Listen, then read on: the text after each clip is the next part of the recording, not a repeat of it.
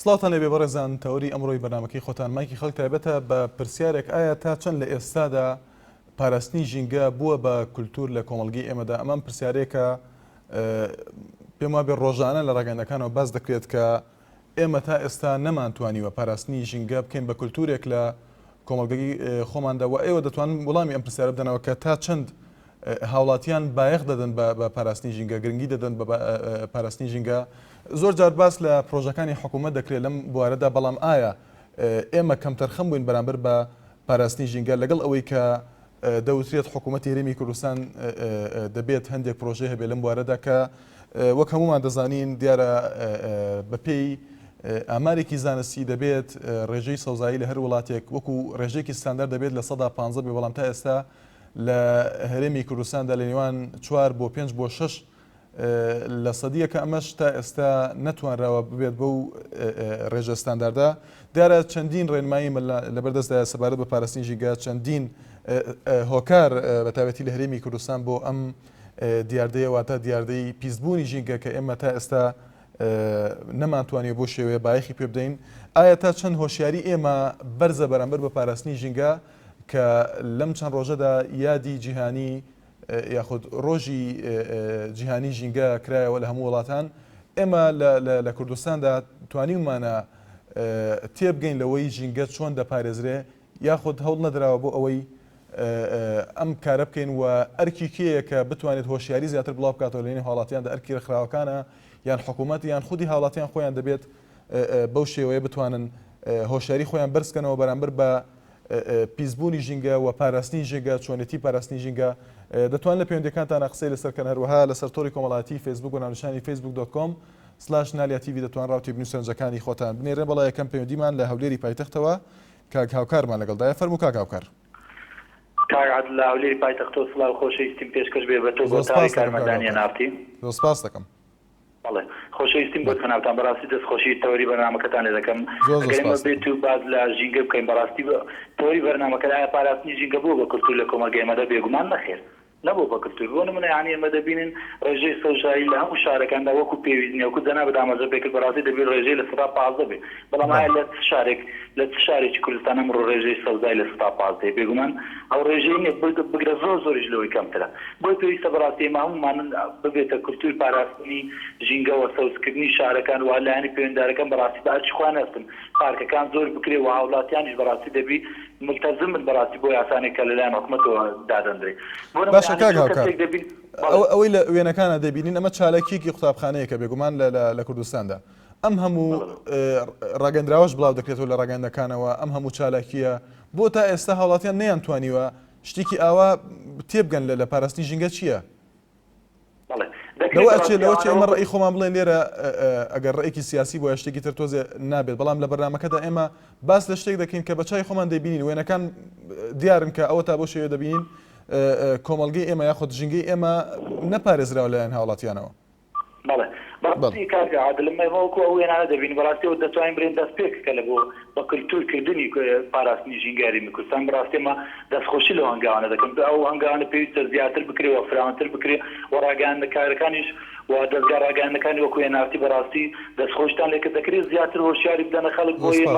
ئەو کولتور و هۆشیارەمان لا دروست بێ بتوانین ژینگەی کوردستان بارێزن. بەتایبەتی خاڵێش ترێمە دەمانێت بەڕاستی دوورکردنەوە و کارگەنە لە ناو شارەکان داوانە خۆی لە خۆیدا هۆکارێکە بۆ پیسکردنی ژینگە بەڕاستی بەگەر بکرێت ئەو کارگانە بۆ نمونەگە لە باز لە هەولێر بکەین چەند کارگەی لە ناو شاری بەڕاستی کە دوور بکرێتەوە زۆر باشە بەڕاستی. بەڕاستی کاک عادل ئەمەکەم لە بۆ مەکتەبی سیاسی یەکێتی نیشتیمانی کوردستان و جەنابی کاکۆسەرەتەی بەڕاستی ئەو خانوانێک کە بۆ شەهیدانی هەولێریان دروست کردووە لەسەر ڕێگای کەرکووک جێگای نیگەرانێکی زۆری عایلەی شەهیدە، بەڕاستی ماوەیەکی زۆرە تاوا بووە دابەشی ناکەن. خۆشەویستیم بۆ جەنابتان. زۆر سپاس بۆ پەیوەندەکەت. بڵێ ئاڵەخان لە سلێمانی. فەرموو ئاڵەخان. ئێوارە باش کاکسوان. زۆر سپاس دەکەم ئاڵەخان. لەبارەی سەوەری ئەمڕۆتانەوە بەڕاستی پاراستنی ژینگە قەت لە هەرێمی کوردستانە نابێت بە عادەت، چونکە ئەبینین کە هەتاکو ئێستا خەڵکیش ئەو هۆشیاری نییە کە پاک و خاوێنی ژینگە ڕابگرێت. سەرکی کەسانێک هەیە دەبە ئاوەکە ئەخۆن بۆ نمونە یەکسەر فڕێ ئەیەتە سەرجا دەکەوت، دوای ئەوەش کەم تەرخەمی حکوومەت هەیە لەلایەکەوە کانات ناتوانێت کە سەدی خۆڵ با بڵێن سەدی خۆڵ لەسەر شەقامەکانە جابنێت کە ئەمەش هۆکارێکە بۆ پیسبوونی ژینگە یاخود ئەو سەیرانکەرانی کە ئەڕۆنا سەیرانگاکان باشە یعنی ئەوە هیچ قورسێک و گرانێکی تیان نییە ئەگەر علاگەیەکی خۆڵبەری لە دوای ئەوەی کە تۆ سەیرانەکەت تەواو کرد یا خۆت کاتە خۆشەکانی خۆتێ بەسەر بێت بە ئەو پاک و خاز و پیسی و خۆڵ و خاشاکی کە لە سەیرانەکەیە بەجێماوە تۆ هەڵی بگریتەوە دوای ئەوە لەواشە کەسێکی کە بچێتە ئەو شوێنە بۆیە پێویستە کە پاک و خاوێنی ڕابگرێت وە زۆر جاریش کەناڵ بەڵێ کاکشتان بێگومان زۆر هۆکاری تر هەن ڕەنگە بە فیڕۆدانی ئاویش کێشەیەکی گەورەی پیسبوونی ژینگە بێ لەم هەرێمی ئێمەدا بەڵام پێت وایە ئەوەی کە باز دەکرێت زۆر جار وابەستە دەکرێت گرێ دەدرێت بە هەندێک کێشەی سیاسی و دەوتێت ئەم کەسە ئینتیمای نییە بۆیە ژینگە ناپارێزێ ئەمە تا چەند ڕاستە یان نەبوونی هۆشیاریە تەنها ئەوەیە بەتەکید وایە هەردووکی هەیە و نەبوونی هۆشیاریش بەڵام خەڵک خۆ ئیتر ئەمە نابێت تۆ پێویستە کەناڵەکانی ڕاگەاندن تۆ بۆچی لە ماڵەوە بۆت نییە ئەگەر ئاوەکە بخۆیت بۆت نییە فڕی بیت لە ژوورەکە دای بنێ پێویستە خەستە لەسەرێکە بیکێتە ناو سڵی خۆڵەکە بەڵام خەڵک بەڕاستی قەت گوێ نایەت یعنی ژینگە خۆی ئەگەر هەرێمی کوردستان مقارنەکەی بە ئەوروپا سێرەکەی کە لە ئەوروپا تەنانەت ئەگەر یەک کەس بمرێت لە هەرێمی کوردستانە لەوانەیە 100 کەس بمرێت بەهۆی چێوەیە تەنها بەهۆی پیسبوونی ژینگەوەیە کە حکومەت ناتوانێت شوێنێکی تایبەت وادا بنێت بە نەمان ناشتن کە ئەمەش هۆکارێکی تری ژینگە پیسبوونە و ئێوارەیەکی ئارام زۆر سپاس بۆ پەیوەندەکەت بەڵێ بەرەزەندەیە تەوەرەکە بەو پرسیاری کە دەبین لەسەر شاشەکە لەسەر تۆڕی کۆمەڵایەتی فێسبوک وڵاو باتەوە فریا ساڵە دەڵێت جارێ ماومانە هاوە ئەنجل دەڵێت نەخێر ئەروەها تەلارنامە دەڵێت تەنها دەستخۆشی کردووە باس لە سوودی بەرنامەکەی کردووە سپاسی دەکەین بڵێ حەمۆ لە هەولێر سڵاو لێ بێفەرموو زۆر سپاس کاک حەمۆ دەستخۆشیتان لێکەم زۆر سپاس دەکەم ئەوای تەوەرێکە لە شوێنی خۆی پێستا وەرزێکە وەرزەیەکەوە خەڵکە بۆ دەرەوەی تر بۆ سەیرانگا و بۆ شتەکان و زۆر کاریگەرە بۆی کە پاش ماوەشتەکانیان بەجێ بێڵن یا پاچی بکەنەوە پاراستنی ژینگە بکەن بەڵام من تا پرسیارێک لەو بەڕێزەی پێشمن کرد لاوێخان وتێت ئایا مەسەلەکە مەسەلەیەکی سیاسیە یاخود ئەوەیە بڵێ من ئەڵێم سیاسیە یعنی بەڕاستی ئەو سیستەمەی ئێمە ئەو حکومەتی ئێمە نەیهێشتووەکەوە ئینتیمای هاوڵاتی بمێنێ بۆ خاکەکەی ئەوە سەرۆدێکە لەو سەبەبانە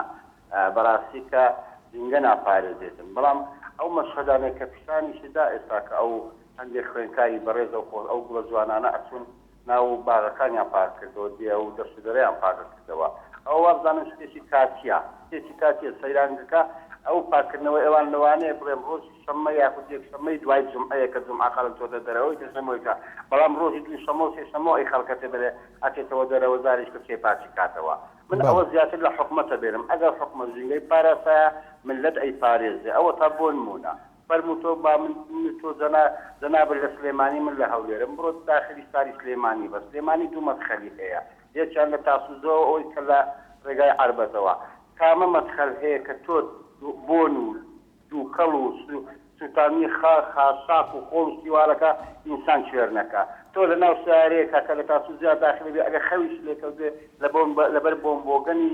دەوازنەکاندا ئاگاتە بێتەوە ئەوە چییە لەبەرەوە کە دەوازنەکان سەر بە حکومەتن سەر بە لێپرسراوەکانە ناگوازێتەوە عەجب ئەوە ڕۆژگارە ماوەکەوە دەواتن لە مەدخەلی شارێکا بێت شارێکی وازوان ناوەکەن بەڵام دەرەوەی ئاوایە وەکو مەسەلەیەکە ئەڵێ ماڵی کچەکەی ناوە ڕێحانە بەڵام ناوماڵەکەی بۆگەنە بەڵێ کاک حەمۆ سپاس بۆ پەیوەندەکەت کاک سەرتیب لە چەمچەمەڵ زۆر سپاس دەکەم کاک سەرتیب برای بەڕێزم ئێمە بە شێوەیەکی عام لە ژینگە و ژینگە پارێزی تا ئێستا تێ نەگەیشتوین ئەگەر تەفسیرن و تەفسیلن باسی ژینگە بکەین ژینگە تەنها بریتی نییە لە تەپوتۆز و دووکەڵی سەیارە و دووکەڵی کارگاکان لە هەرێمی کوردستانە ئەگەر بە شێوەیەکی گشتی باسی ژینگە بکەین بە ژینگەیەکی وڵاتەکەمان ژینگەیەکی پاکی هەبێ ئێمە ئەگەر عیلم ئەوەی سەلماندووە ئەڵێ ئەگەر هەر کاتێ باڵدارەکان لە وڵاتانەمان ژیانی ئادەمیزاد ژیتیان نامێنێ بۆ نمونە ئەو ڕیشۆڵانەی کە ماوەیەکی کەم دێن بۆ نیشتیمانەکەی ئێمە یەک دوومانی لە کاتی سەربیە ئەمێننەوە ئەزانی ئەو ڕیشۆڵانە چی دەوریەکانەیە لە زەوی زارە کشت و کاڵیەکانە هەچی گەرای سن و چیسەڵە و میکرۆب و کرمەوردە هەمووی ئەخۆن بەڵام ئێمە تا ئێستا بە شێوەیەکی علمی دراسەمان نەکردووە هاتینی ڕوشڵە بۆ وڵاتی ئەمە کاریگەری و دەورە ئیجابیەکەی چییە ئەچین بەڕە و ئەیانگرین یان خۆین یا ئەیان فرۆشین ئەو ڕیشۆڵەیە تەسفێ عەرز ئەکات تەحقیمی ئەکات لە هەچی سن و چیسەڵە و گەرا و کرم هەیە شتێکی تریش هەیە بەڵندەکانی کە وەکو داڕ و هەندێک سەیری گەورە هەیە کە کەلاکێک ئەکەوێ ئەو کەلاکە ئەو داڵانە هەڵەسن ئەو لاشەی ئەخۆن تەنها ئێستانەکەی ئەمێنێ ئەگەر ئەو باڵدارانە ئەو داڵانە نەبێ ئەو لاشەیە ئەمێنێ بۆ کاتێکی زۆر ئەو ڤایرۆز و بەڵێ کاک سەرتیب بەڵێ سپاس دەکەم زۆر سپاس بۆ زانیاریەکانی کاک سەرتیب لە چۆنچەمان لەسەر تۆری کۆمەڵایەتی فێسبوک دارە ماردین کەرکووکی دەڵێت سڵاو لە کەناڵی نارتی لە ڕاستیدا لەم وڵاتەدا هەموو شتێک بووە بە کولتور ناسەر ماڤاتی دەڵێت نەخێر چونکە بەداخەوە هێشتا زۆربەی خەڵک فێر نەبوون تەنها دەڵێن شاری ئێمە خانووی ئێمە بێگومان ئەمە ئەبات قەجەری دەڵێت بێگومان نەخێر چونکە کۆمەلگەی ئێمە هێشتا نەگەشتۆتە ئەو ئاستا بەڵێ شۆڕش لە هەریر فەرموو کاک شۆڕش کاشوان سڵاو زۆر سپاس دەکەم کاک شۆڕش کاشوان خۆشحاڵین بەو بەرنامەی زۆر سپاس دەکەم ئێمەش خۆشحاڵین بۆ پەیوەندیەکەت لەسەر ئەو تەوەرەی کەوا ژینگەکەمان لە وڵاتی ئێمە تێ دەبێ ئەم کارگیانە لە دەرەوەی شارەکان بێت زۆر پێمان خۆشنێ لەبەر ژینگە ئەگەر بزانی ساڵانە چەند تووشی نەخۆشی شێرپەنجە دەبن ئەگەر بەخۆ دەزانی لەم میدیایەکان بیان بینی ساڵانە یان ڕۆژی شێرپەنجە دەبینی چەندەها پێمان خۆشە لە حکومەتی هەرێمی کوردستان کەوا هەوڵێک بدا ئەم کارگیانەی کەکاریەکانی زۆر دەبێتە هۆی توشبوونی ژینگە پیسەکان لە دەرەوەی شار بێت. زۆر باشە کاک شۆڕش بۆ ئەوەی قسەکانمان زیاتر دووبارە نەبێ هەندێک شتی تر باسکەین بە فرۆدانی ئاویش بەشێکە لە پیسبوونی ژینگە هەروەها تا چەند پێت وایە هاوڵاتیان لە دروستکردنی خانوودا گرنگی دەدەن بە سەوزایی بۆ نمونەیەکەیە لە ژاپۆن لە ئێستادا هەر کەسێک بێوێت خانوویەک دروست بکە ئەگەر باخچەی تێدا نەبێ ڕێژەیەکی باشی سەوزایی تێدا نەبێ ڕێگە دەگرن لەوەی کە خانووکە دروستکە لە ئێستادا تێگەشتنی هاوڵاتیان چۆنە بۆ دروستکردنی خانوو بەتابەتی قسەیەک هەیە کە دەوترێت لە چاو جاراندا لە ئێستادا دروستکردنی خانوو تەنها بەرزکردنەوەیە و گرنگی نادەن بە باخچە و بە ڕێژەی سەوزایی وایە کاشوان وایە ئەو قسە زۆر زۆر فەیدی قسەکان دەکەم کە ئەم خەڵکەوا دەڵێ ئێستا دەبینێت تۆ لەسەر حەرزێکی 100 مەتری خان دروست دەکات کەوا هەیە زۆربەی لە نەبوونی فەقیری و هەژاریەکەوە بەس دەبێ خەرچیش هەوڵ بدات هەنە بێ لە ناوخانێکە پاس زەویە کەمێک بێتەوە بۆ بڕێک سەوزایی یان لە پێش دەرگاکە ئەگەر بڕێک مەجار هەبێ دەتوانی بای دوودا سێداری احتیاجی سەوزایەکی زۆر دەدا دەیدەی هەبێت ئەمە لە ماڵەوە سەوزایی هەبێ حەڵەقان حەدیقەکە هەبێ لە ماڵەوە زۆر زۆر وایە کەوا هەر کەس لە خانووێک کە توانی سەوزایەک بۆ دروست بکە بەخۆ دەزانی ژینگەکەمان خایەن دەبێ بەڵام هەرچی دەکرێت و دەکاتە دوو قاسێ خاستە ناتوانێت کەوا بڕێک سەوزایی بدات بە وڵاتەکەمان کەوا ئەگەر بێت و دەمەتر سەوزایی هەبێ زۆرە هەر خانوویەک پێویست ناکە هەموو شتێکیش لە حکومەت وایە ئێستا هەیە خانی دروست دەکات هەموو دەکاتە بینا بۆ دەیدێ نابێ 100 مەتر مەحنای ئەگەر 100 مەترێکە هیچ کە دروستە هەیە 300 مەتر دەکات خانی 50 مەتر بۆ سەوزایی کە عەدیقەکەت بەجێ بەڵێ زۆر سپاس بۆ پەیوەندەکەت بەڵێ پەریخان لە هەولێر فەرموو پەریخان ئەم کاتە باش زۆر سپاس دەکەم پەریخان ڕیز دەستخۆشی بەرنامەکەت دەکەم کاتشوان بەڕاستی بەرنامەکە زۆر زۆر جوانە زۆر سپاس شایانیە بەڕاستی ڕاستە قسەی کاک شۆڕش زۆر جوان بوو هەموو شتێک لە حکوومەت نییە ئەگەر خۆمان یارمەتی حکوومەت و گەڵای یعنی مەڵەتی خۆمان نەدەین ئەکەوای هیچ دروست نابێت ئەو بەڕێزە یەکەمیش باسی کۆمسەماڵی کرد و کە باسی لای سلێمانی کرد بەڕاستی خۆش حکوومەت ناتوو لەسەر مانگ کارگەدانانێ دروست ناکات هەردێ بیدا بمەسێتن ینی هەر وایە ینی ئیشی حکوومەت وایە دەبیتە نزیک بێتن لە خەڵک شی دەکات لێیان دەر ینی پێویست ناکات گلەی لە حکوومەت بکەن دەبی خۆت دەست پێش کەواتە پەریخان پێت وایە ئەو ئەرکەی کە لەسەر حکوومەتە لەم بوارەدا لە بواری پاراستنی ژینگەدا چییە؟ حکوومەت ئیشی زۆر جوانەکە حکوومەت گوڵێک ئەڵێ بڕۆ دیچێنە من نایچێنم ئیخەمە ژێر پێکانم کەوایە من لێرە حکوومەت خەڵە نییە بەڕاستی من هەڵم خۆش حکوومەت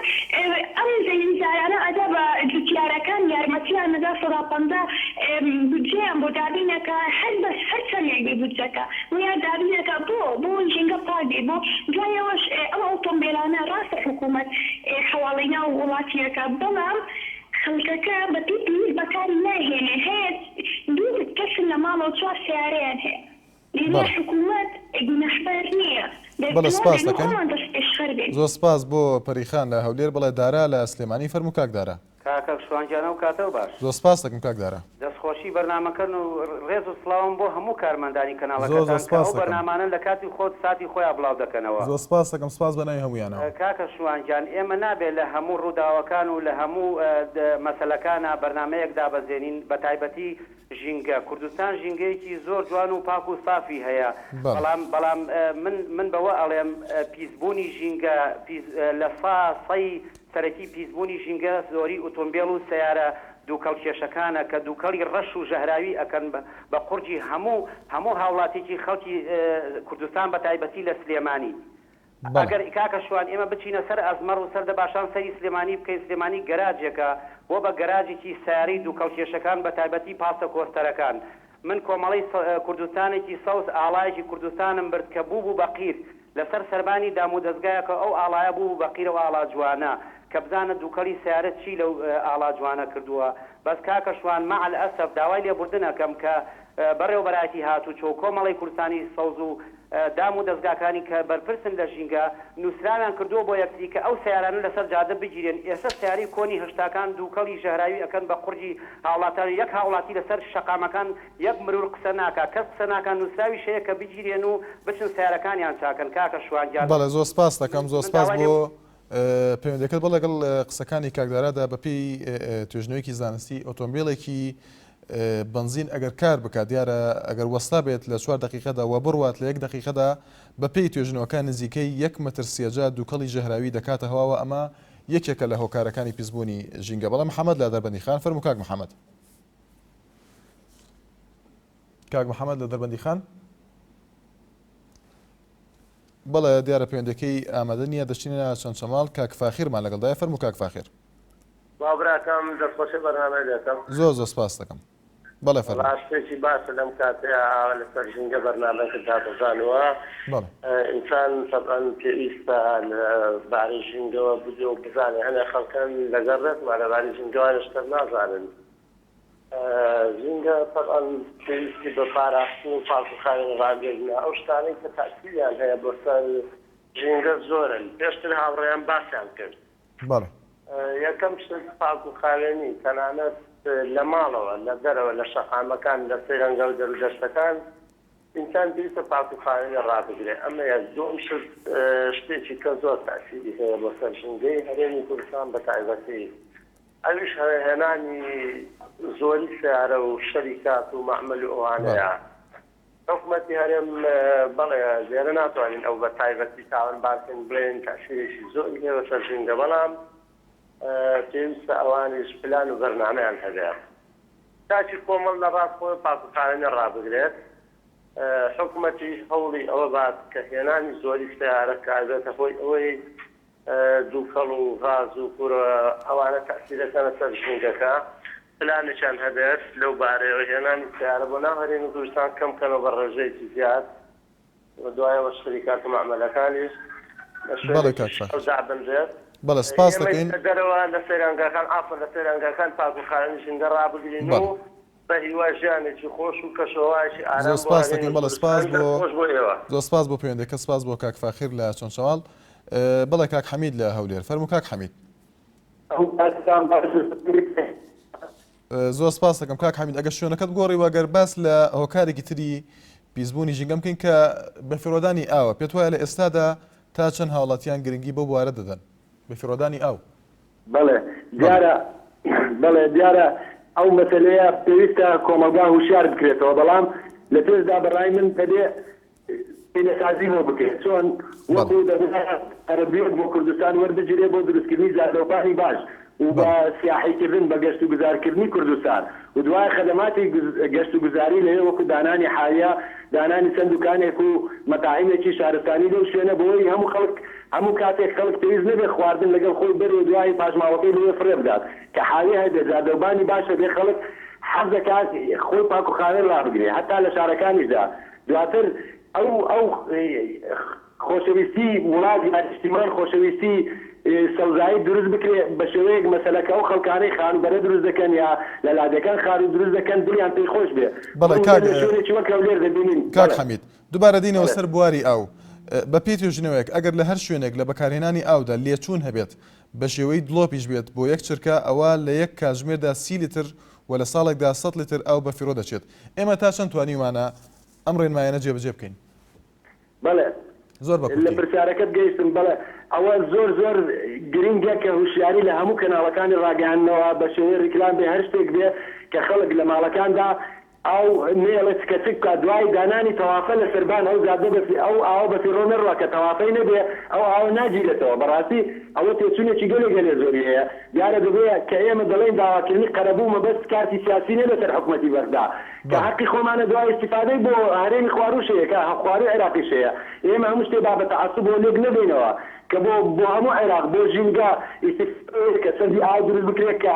پرۆژەی خزمەتگوزاری بۆ لادەکان دروست بکرێت پرۆژەی ئاو دێری ئەو پسقاوە کە ئاو هەڵدەدا گەلمەکان بەغدادا کە ئاو زیاد دەکات. زۆر سپاس بۆ پەیوەندەکە سپاس بۆ کاک حەمید لە هەولێر بەڵێ دایکی ئاسۆ لە لەندەن فەرموو دایکی ئاسۆ.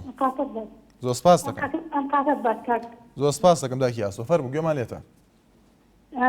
زەڵامی حەزەکەم لەبارەی زیندگە زۆر دەڵبەری خۆم لە ئەوروپا زیندگە زۆر ضرورە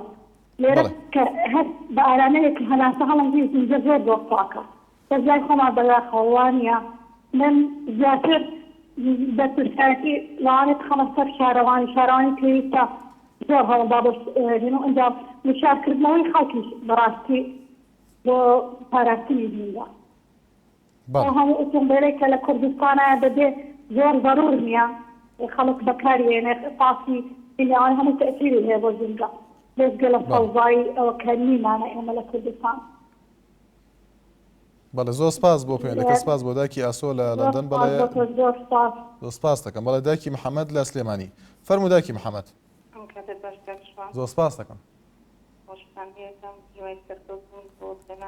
زۆر سپاس دەکەم. هیوادارم ئەم تەلەڤیزیۆنە هەر بەتەواو بەڕاستی کەناڵێکی زۆر سەرکەوت بوو خۆشتانێکم ئینشەڵا بوار بە هەموو ناوعاتانی تری ئینشەڵا لە کەناڵەکە زۆر سپاس دەکەم دایکی محەممەد گەلێک سپاس. بەڵێ ژینگە کاکەشوانەوەی پێم وایە ژینگەی ئێمە زۆر دواکەوتووە بەڕاستی حەقی خۆیەکی حکومەت هەر کەس بینیا دەکە ئێستا لە وڵاتانی کارشوان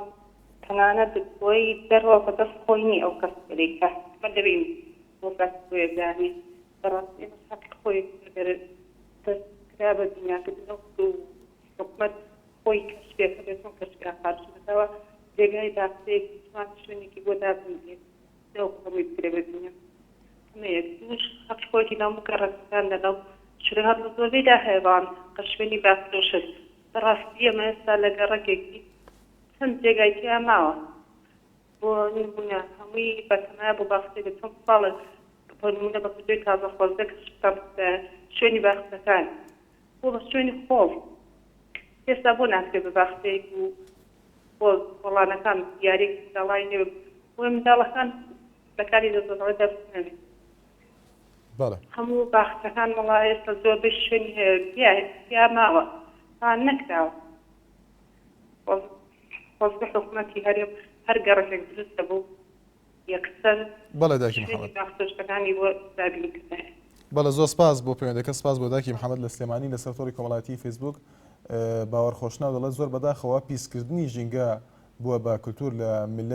لە لای ملەتی کورد. محەممەد کوردی دەڵێت ژینگەیکی کوردستان تاڵان کرا لەلایەن چەند بەرپرسێکەوە. هیمداد ساندا دەڵێت نەخێر کاتێک پاراستنی ژینگە دەبێت بە کولتور کە هۆشیاری تاک بگات بە ئاستێک باشتر لەوەی کە ئێستا هەیە.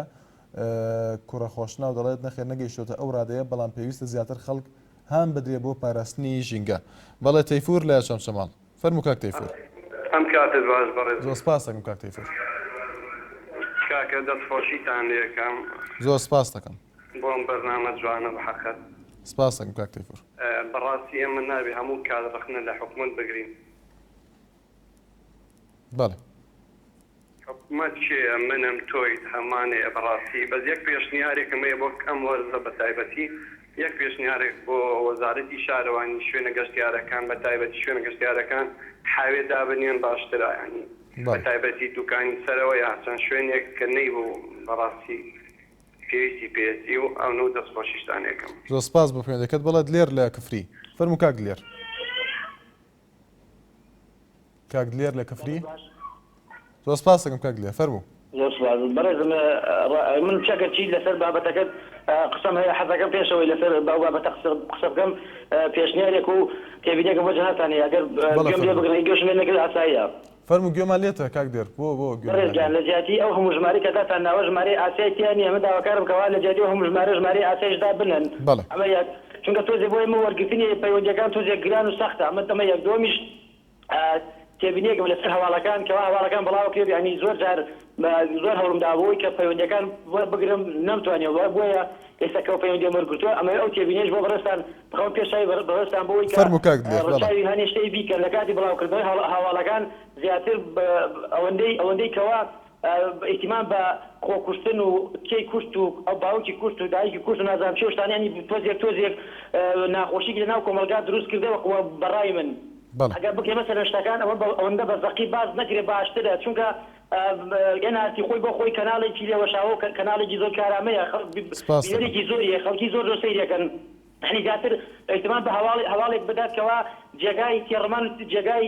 سرنجی خەڵکی بێ نەکەوەی کە هەموو ئێوارەیەکی بینی سەردێری هەواڵەکان باوکێک دوو کوڕی خۆی کوژیا کوڕێک خوشی خۆی کوژیا دایکێک خۆی خنکان یا نازانم ئەماوە ئەمە زۆر سپاس بۆی کە گوێت لە پێشنیارەکەم کە دۆش نییە کاک لە خزمەتی ئێوەدا کوردستان بێگومان بە ڕێنمایی و بە ڕخنەکانی ئێوە ئێمە بەردەوام دەبین بەڵێ ڕاستە بەڵێ بەڕێزگیان سەبارەت بە ژینگەی کوردستان ئەوەی کە بەڕای من ئەوەی کە زۆر زۆر پشتگوێ خراوە لەم وڵاتە مەسەلەی بایەخدانە بە ژینگەی کوردستان چونکە ئەمە بینین هەموو ئەو نەخۆشیانە هەموو ئەو بەڵا و مشکلە و مەشاکلانی کە بەسەر تەندروستی ئەم وڵاتە هاتووە تاکی ئەم وڵاتە هاتووە هەمووی وەکارەکەی گوێنەدانە بە ژینگەی کوردستان من لە ناوچەکەی خۆمەوە دەست پێ بکەم گەرمیان ئێمە لە گەرمانە چەند سەیرانگایەکی بچکۆلانەمان کە خەڵکی لە بەتایبەتی لە وەرزەکانی بەهارە ڕوویتی ئەگەن بۆ بەسەربردنی کاتێکی خۆشەبینی زۆر زۆر پشتگوێ خراوە هیچ ئیحتیمامێکی پێ نادرێت لە جیاتی ئەوەی کە مەسەلەن خزمەتگوزاری بۆ دابین بکرێت پشتگوێ ئەخرێ و لەگەڵ ئەوەی هاوڵاتیش لەو بارەوە کەم تەرخەمە کە کاتێک سەردانی ئەەکەن زۆر بە شێوەیەکی ناشارستانیانە هەڵسوکەوت لەگەڵ ئەو مەدیقە و ناوچانەکەن بۆیە بەڕای من ینی ئەوەی کە لەم وڵاتە پشتگوێ خراوە و ئیحتیمامی پێ نادرێ و هیچ سادێکی وە ناکرێت ژینگەی کوردستانە ئێمە بەستەنیا ئەو شتانی کە بینین هەتەنها ناوە وەکەوەی کەڵێ ناوێکی گەورە و ناوەڕۆکی دیوێران من ناوەی لە کاتان بگرم زۆر سپاس زۆر سپاس بۆ کاگلێر لە کفری بڵە بەرەزان وچانێک و دێنە وەلاتان دووبارە سڵاوتانە بێ بەڕێزان بڵێ بەردەوامی لەگەڵتان لەسەر تۆڕی کۆمەڵایەتی فەیسبوک زانە ساینست دیارەرەخنەیەکی هەیە دەڵێت زۆر بەداخەوە بۆ کۆمەڵی کوردستانێکی سەوز لەبری ئەوەی بێت بۆ کۆلێجی کشتتوکاڵ بە هاوکاری ئێمە ئەو یادەزی دوو بکرێتەوە کەچی ئەوان بە هاوکاری کۆلێجی جوگرافیا ئەو یادەیان کردەوە کە ئەمەش دیارە وشەیەکی نەشێوی بەکارهێناوە سالار کوردستانی دەڵێت هیوادارم بەبێ مەبەستی پاراستنی ژینگەیە ئەحمەد خان کەربوتی دەڵێت بەڕاستی هەمومان دەبێت ژینگە بپارێزین و وەک ماڵی خۆمان چۆن ماڵی خۆمان دەپارێزی دەبێت هەموو تاکێکی ئەم کوردستانە ژینگەی خۆی بپارێزیێت بڵێ ئەحمەدمان لەگەڵدایە لە قوشتەپەوە فەرموو کاک ئەحمەد کاک سوان سەلام عەلەیکوم سەلام کاک ئەحمەد باشی برام زۆر سپاس دەکەم کاکە لە ڕێگای تەلەڤیزۆنەکەی گۆوە بەڵێ لە ناحیەی قوشتەپەی لە پشت مزگەوتی شەید تەلعادی بەڵێ یعنی نییە ئەو خەرکە بێزار بە لەوێ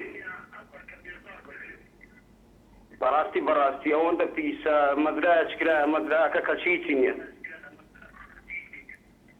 بەس داوام لە شارەوان لەم دنیاە بەس بەخۆی بێتە مشاکە بزانانی کورد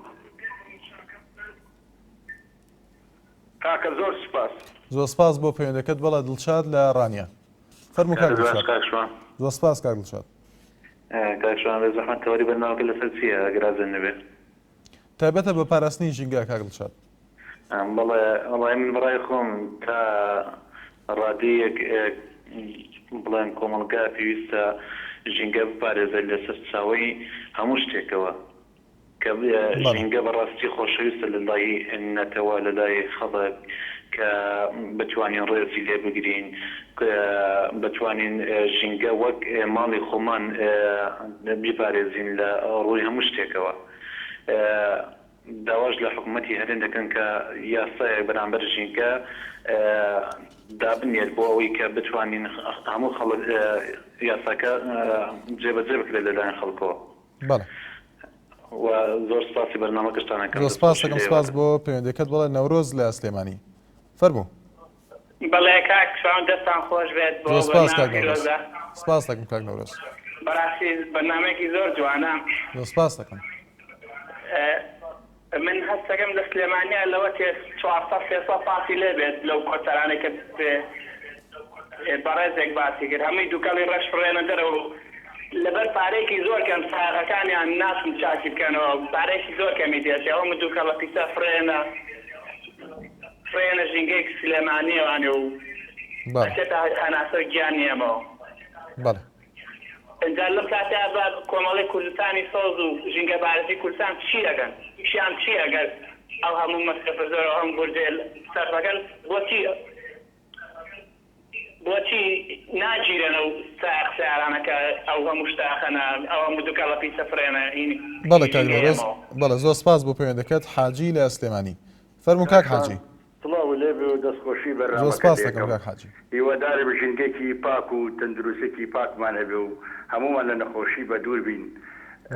وەڵای کاک شوان مەسەلەی ژینگە نەپارێزی جوانی بیکەیتە دوو بەشێکی زۆر یەگەڕێتەوە بۆ حکومات بەشێکی کەمیشی بۆ هاوڵاتی. من حەز دەکەم لە سەرداوێک بڵێم ئەم هەفتەی پێشوە مناڵەکانم برچوون بۆ دەرەوە ڕۆشتم بەرەوە قەڵاچوالان بینی سوورە قەڵات و قەڵاچوالان شوێنێکی لێڵم پردی خێوەتە شوێنێکی خۆشە چوون بۆ وێ باوەڕە بێ شوێنێکم دەست نەکەوت کە یعنی لێی دانیشم وڵم ئەمە پاکە هەموو شوێنەکان پیسە و دەبێ و هەندێکیشی کۆکراوەوە بەڕاستی لە عەداگەشتا و هاوڵاتیدا ناوە دەستبشان یەکەم بەڵام کەس نییە لای بەرێ. من یەک ڕێنماییم بۆ شارەوانی ئەوەیە لە ڕۆژی سەیرانەکانە کە ماڵەکان دانیشتوون هەرێکی کیسەی خۆڵیان باتێ لە ئێوارە سیارێکی خۆڵ بۆ ناوایە بگەڕێ باوەڕە بێ خەڵک هەر هەمووی کۆکاتە تیەکە تێگەشتی بەڵام لەبەرەوە حکومە خۆی گوێی نایداتێ حکومەت یعنی نایە خزمەتی ئەو ناوکاتە خەڵکی چی دێکای کاتە عەلاگە و خۆر لێە و دووبارە جاتە بڵاوێتەوە. ئەمە لایەکی تریش ئەزانی چۆنە کاکە شوان لە هەر وڵاتێک کە ناعەدالەتی نادادپەروەری نایەکسانی هەبوو هاوڵاتی دڵ بە وڵاتی خۆی خۆش ناکە. من میسالێک گێرمۆجارێکە ناو پاسەکە برادرێ بکڵە ئاوی پێ بدووقمی لێە و لە جامەکە و وی ریاسە جاتەکە منێژوتم کوڕی بازاخ وەڵڵای گوناحە تۆ ژینگە ناپارێزی ئەو دەبێ زانی چکارە ساتێکی لەگەڵا وتی ئای لە خاڵە ئێوێ خەڵک بە بۆدی نەو دەزێوێ من ژینگە بێ پاکاتەوە یعنی بەڕاستی خۆی کێشەکە زوازم زیاتر لە نەعەدالەتیەکەوە یۆ دەستخۆشیتان لێکەم زۆر سپاس بۆ پەیوەندەکەت سپاس یەکسان بێت و عەدالەت و دادپەروەریدا پیادە زۆر سپاس دەکەم. بەڵێ لەنجەخان لە سوید فەرموو لەنجەخان. ئەم کاتت باش. زۆر سپاس دەکەم لەنجەخان. ئەگەر بکرێ بتوانم هەندێک قسە بکەم بەڵێ فەرموو فەرموو لەنجەخان. تۆرەکەتان لەسەر ژینگەیە بنەمێت لەسەر پیسی قولەتیش قسە بکەم. بەڵێ فەرموو. طبعاً لێرەوە ڕێزم هەیە بۆ حکوومەتی هەرێمی کوردستان و بەڕێز کاک عیماد ئەحمەد یەگری سەرۆکی حکوومەتی هەرێمی کوردستان با بڵێن ئەو کەیسە ڕجا ئەنجا نەخرێ و ئەو کەیسە ئایا عەرزەکان ناوی قولەرەسیە یاخود مەبەستی بووندەکانە يعني من بخوم ما وقبالين او منطقانا لبا جنبي وبيجري هتاكا تقمتي خم اللي بون بونمونا مبا مردي سرو خوارو سوكت سرقا قمتي اما انا هندي هاتي سر كردستانا كبدا خوا عفو الاخويا واطفالي كدوا وافراس كداو لصدى دوان طريق اداوته وبهاولا كان اما صدى دوان طريق هيك اعترافي بيناتها البديع وجودي واشخاصانا هبو بيت كداوه دادا چونێکیش بۆ ئەو ناحەیە بکات چونکە بەڕاستی ئێمە وەکو خەڵک ئیمانمان بە یەکێتی نیشتیمانی کوردستانی ئەوە بوو کە ئەوان ڕێکخراوێک بوون بۆ پشت و پەنای دووچار و پاڵۆ و ڕەنجبەران بوون ئەگەر بێتە ئەو حاڵەتە حکوومەتی هەرێم یارمەتی یەکێتی و پارتی هەردووشان ئەمڕۆ خۆیان بوون بە ئاغا و مافی جوتیاران زەوتەکان ئەمە شتێکە قوبوڵ ناکرێ و 21 دانەجۆنم ئێمە من لە وەرەسی باپیرمانەوە ماوەتەوە کە داگیر کراوە بەڵێ ڕاستە تعویزی وەرگیراوەتە بە تعویزە مەقبول نییە ئیراوە بەچێ لە سەڵات دوانزە ئیراوە بە خەڵکەکە ئیراوە بەکەم ئەندامان ئیراوە بە ئەنفالەکان ئیراوە بە هەتیوان قوبوڵمانە ئەگەر نەیراوە و مافیایەکی گەورە بەجددی لەناو پاپۆ هەیە پاپۆ خەڵکێکی زۆر لە ئەوروپاوە خانووی هەبووە فرشتەوە مرێنراوە کابرا خۆیزین وە لێرەیە و هیچ پرسیارێکی لێ نەکراوە ئایا ئەمە حکوومەت ناتوانێت مدیری پاپۆ چۆن ئەم خەلکانەی بەسەراوە ڕۆی تایبەتیەوە دوێ لەگەڵ مدیری پاپۆ قسە بکەیت خۆی وا دیار کە خۆی قسەت لەگەڵەکە ئەو کەسێکی کێ خاتە سەری بەرجاتی دانان ئەمە خولەفای راشدین نییە سەردەمی خولەفای راشدین کە پێغەمبەر مەدیتر تۆ بەڵێ لەنجەخان بەڵێ زۆر سپاس دەکەم سپاس بۆ پەیوەندیەکەت سپاس بۆ پەیوەندیەکەت لەسەر ژینگەکە زۆر بە کورتی لەنجەخان بەڵێ بەڵێ لەسەر ژینگە تا ئێوارە ئێوە شت بڕوێنن شتێکی چاکەکە کراوە بەڕاستی بەڵام شتێکی کە هەیە کە بە پرۆگرامێکی دوکۆمنتاری لە سویدەوە بڵاو کراوەتەوە کە اعترافی دەمی فۆشکەرەکانی بواری تەکن کە ئەوانە سەر بە ئێسای و ئەمانەن یەکێک لەو چەکانی کە ڕەمزفەڵ دروستی کردەوە خۆی ئەو چەکە بۆ کە لە فەلوجە کراوە ئەو چەکە بریتە لە یۆرانیۆم و تەئسیراتێکی هەیە کە بۆ ئەوەی لە لەحظەیەکی زۆر کەمە هەزارها خەڵک بکوژێ و پاشان ئەوەشی ئەمێنێتەوە ببێ بە کەسێک بە معاناتی سەرەتانەوە بژێ ئەمە یەک بێ ئێوە هەوڵێک بە حکوومەتی هەرێمی کوردستان چەند فۆشکەرەیە بدۆزێتەوە بۆ ئەوەی کە ڤاکسینێک هەبێ بێتە کوردستانەوە ئەو ژینگەیەکی ئێوە پێی ئەڵێن لە سعودیەوەیەت ئەوە غەڵەتە چەند بەرنامج هەیە من ئێمە ئامادەین ئەو بەرنامجە دیکۆمنتاریانە بۆ حکوومەتی هەدەم بهێنینەوە و ئەوە زرەری لەسەر هەمووتان هەیە چونکە حەسەبی تقریری با بڵێن فیسیۆلۆجیەکانی ئەوانەی کە لە بواری جیۆلۆجیشان بڵێن کە زیاتر تەئسیرەکان لەسەر هەولێر و مەنتیقەی کوردستان بەڵێ زۆر سپاس دەکەم سپاس بۆ پەیوەندیەکەت باوکی لاوە لە سلێمانی فەرموو باوکی لاوە شوانم کاتت باش زۆر سپاس دەکەم باوکی لاوە دەستەکانت خۆش بۆ تەوەرەکەت زۆر هەڵەگرێ ئەگەر ماوەی منی وەکو دادەرەنجەبی کە لە سویدۆ قسەی کرد وەکو خەمخۆرێک وەکو کوڕێک وەکو باوکی ینی پێست جگەرگۆشە و لەدایکوی ئەم شارە وەکو دڵتاوێک بێرە وەکو سەرۆکی پێشووی کابینەی حکوومەت زوو ئەفەرمێ ئەڵێ وەکو کوڕی ئەم شارە تەوەرەکەت زۆر گرنگە و زۆر لەوە زیاتر هەڵەگرێت ئەزیزم ئێمەی دانیشتو شاری سلێمانی لەوانەیە زۆر لەوە زیاتر دڵمان بە شارەکە بسووتێ بەڵام خەڵک ینی دەبارە دەواهی بوون کاک شوانگیان هەمومان شتە زانین هەمومان قسەی زلە زانین هەمومان پیادەی ئەکەین بەڵام مەخابن پیادەکە ینی بە جددی نایکەین منێک ئەڕۆم بۆ سەیرانگایە ئەڕۆم کەی فێ بکەم لەگەڵ ماڵ و مناڵ و خاو خێزانم چەندم پێ خۆشە بچمە شوێنێکی پاک ئەوە نەشت پێ خۆش بێ کە شوێنەکەت هەستایی لەگەڵ دەستی خۆتا کە دەیان جار و سەدان جار ئەمەم کردووە نمونەم لەلایەن نمونەیەکی بچووکت بۆ پێ بڵم لە شەقامی سالم لەم ڕۆژانەیە سێ گەنجی زۆر جوان تەلەڤیزیان کۆ بوون دەبە و کاغەزیان خستە ناو ئینجانە جوانەکانی بەر کوردستان مۆڵ گەڕامەوتم دادەجان ئەکرێ ئەمە بخەیتە ناو ئەو سەلەی خۆڵۆ زۆری حراج بوون ئەمە یەک ینی چمکەکان زۆر هەڵەگرێ بەڵام مەخابن خەڵکێک حەز بە کەیف و سەفا بکە بۆ نەتوانێت شوێنەکەی خۆی کە بەیانی خۆی بۆ کتێوە چێتە ئەو دەشت و دەرا دوای خۆی هیچی کە ناتێ بڕوان پێ بکە لەگەڵ خۆیانە لەوانەیە بڵم 50 کیلۆ شتە بن لەو سەرۆ لەوانەیە بڵم 10 کیلۆری کەنە عەلاگەیەکە و دەیان ئەمەمان کردووە زۆر سپاس بۆ پەیوەندیەکەت هەمینی عەفوم کە زۆر بە کورتی گەڕێم پێوەی کاک شوان بەڵێ فەرموو ئێوەش وەکو میدیا لەسەر زۆر تەوە ینی جەنابتان هەموو ڕاگەیان دەکات ئەی ناتێ ئیتر ئەم چمکە ئەم چەک بەسوویە بانی بشکێنن یعنی چی تێ ئەچێک کەناڵەکان با لەمە دووە لە کەمی نابن وەکو چۆن لە هەموو سەیرانگاکان لە ڕۆژانی جمعانە بە ڕەقەمی سیارە بە دەستی فڵانە کەسەکەەوە ینی نیشانی بن بۆ ئیتر خەڵک بەسە لەوە زیاتر ینی کە تۆ نەتوانی ینی شارەکەت دەشت و دەرەکە و پارێزی ئیتر ینی چ وجودێکە دەبێت بەڵێ سپاس دەکەم زۆر سپاس بۆ پەیوەندیەکەت بەڵێ شکار لە مەخموور فەرموو کاک شکار باش زۆر سپاس هەموو کاتێکت باش دەستخۆش لە بەرنامەکە دەکەم سپاس دەکەم کاک شکار بەنسبەت بەرنامەکە دەستخۆشحاڵ دەکەم ئەمن لە مەخموورەوە پەیوەندی دەکەم بەڕاستی مەخموور خۆشحاڵی لە ڕووی ژینگەوە زۆر دواتەوە ئەوەش ناگەرێتەوە بۆ خەڵکە بگرەوەکە کەمتەرخەمیە لە ئەو کەسانی کە بەپرسن لە ڕووی ژینگەوە مەخبوور ئەگەر تەماشاکەی بەڕاستی جنوبی کوردستانە هەمومان زۆر داواشمان کردووە کە مەخبوور پێویستی بە پشتنیەکی سۆڵز هەیە پێویستی بە پشتنیەکی سۆڵز هەیە چونکە هەر کاتێکی کە تۆز هەر تا دەبێت بە تۆز خۆڵ بەڕاستی پێویستی بە داخ هەیە پێویستی بە پشتنی سۆڵز هەیە چەندان چیش لایەکی بە پستەرمان ئاگادار کردەوە کەس ئاور پێدایتەوە ینی پێویستە پێەیە ئەو کاتی کە دەبێتەوە بەڕاستی وەکو ساحب دوکان یاخود وەکو هەر شتێک بەڕاستی قوتابخانەکان هەموو دەبن بە تۆز خۆڵ ئەوەش بەڕاستی کاریگەری دەکاتن لە دانیشتوانی مەخبوور لە بۆ ئەو نەخۆشانێکە بڵاو دێتەوە بەڕاستی ینی هیوادارین پەرەی پێدێنە ڕووی ژینگەوە زۆر سپاس بۆ پەیوەندەکەت بڵێ دۆناڵد لە سلێمانی ئەم کاتۆ باش بەڕێزیان زۆر سپاس دەکەم کاک دۆناڵد چاوەکەمی بەڕێزیان وەڵی من بەرنامەکەتان جوانە من هەمووی جێڕمەوە بۆ کێشەی حکوومەتی هەرێم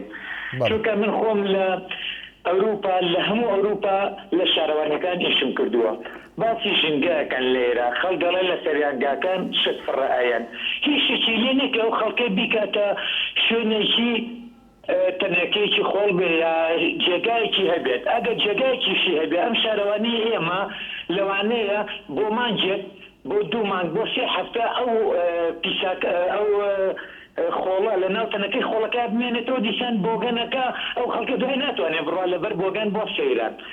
اینجا هەستا لێرە ئێستا من چمشتەدانی خەستەخانەم کردوێنێ باوەڕ بێ هەر ناتوانانی لەبەر پیسی و بۆگەنی بڕووی سەردانی خەستەخانە بکەیت بەڵێ زۆر سپاس دەکەم بەڵێ ئێمە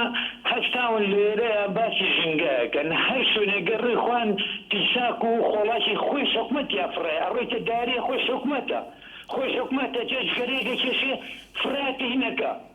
فراتە بەردەمی خۆی ئەمە حکومەتەکەیە ئینجا گەر حکومەت لێرە هەستێت لە پێشا کارەکانی خۆی ئەنجام بە کارەکانی خۆی ئەنجام بە ئەو کاتە خەڵکیش هیچ شتێک ناکە باوەڕ بێت لەوێ خەڵک لە ترسی غەرامە و لە ترسی حکومەت کاری جوانەکات بەڵێ سپاس بۆ پەیوەندەکەت زۆر سپاس بۆ کاک دۆناڵد لە سلێمانی زۆر سپاس دەکەم بەڵێ باوکی ئارین لە بەلجیکا فەرموو باوکی ئارین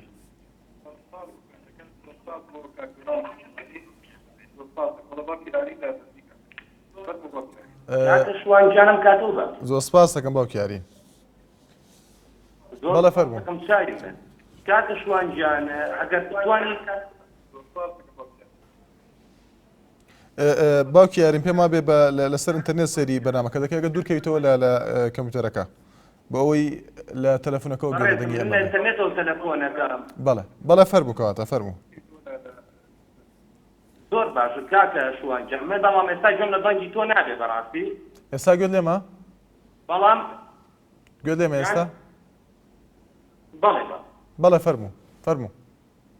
کاکە ئارینجان ئێمە سەرەتا ئەگەر باسی ژینگەپارێزی کوردستان بکەینەوێت بگەڕێنەوە بۆ پەروەردە ئەبێت بگەڕێنەوە بۆ خوێندن لە سەرەتاییەوەوانی ئەم وڵاتی ئێمە بەڕاستی یعنی ئێمە نامەوێت بچونکەمە حکوومەتی هەرێمی کوردستان بەڵام هەموو کاتێک هەموو کێشەکان لە حکوومەتی هەرێمی کوردستانەوە لە پەروەردەوەیە ئەم حکوومەتی ئێمە کاکە چەند مافیایەکەی با بڕێەوە ئەم مافیایانە لە بەرژەوەندی خۆیانە چەندها پارک و چەندها مەزرا و شتێنی خۆیان هەیە بۆ ژینگەپارێزی خۆیان کێشەیەکیان ناوە بە ژینگەپارێزی گەلی کورد کێشەیانە ئەگەر ئێمە بخینکەین بە تۆز و خۆڵ ئەمە کێشەکان هەمووی لە پەروەردەوەیە لە پەروەردەی بەڵێ ببوورە باوکی ئارین دیارە لەبەر تەواوبوونی کاتی بەرنامەکە زۆر سپاس بۆ پەیوەندەکە دیارە دوا پەیوەندی بووە شانسن نەبوو زۆر قسە بکەی ئارام ئەحمەد دەڵێت خۆخنگاندن و سووتاندن و هەڵواسین بووە بە کللتور نەک پاراستنی ژینگە دواتێ بینی فیسبوک کەمال یاخود کارزان کەمان دەڵێت سڵاوتان لەبێ بە نسبەت تەوەری بەرنامەکەتان تا ڕادێکی باش لە چاو ساڵانی تر خۆشبەختانە بایەخ بە پاکوخایەنی ژینگە لەلایەن حکوومەت و تاکانی کۆمەلگە و درراوە بەڵام هیوادارم کە هەمومان شار وڵاتەکەمان خۆش بێت و پاکوخاوێنی بپارێزین ئێمە شەروە هیوادارین بەڕێزان سپێنێ لەگەڵتان بەردەوام دەبین هەر شاد و بەختەوەربن.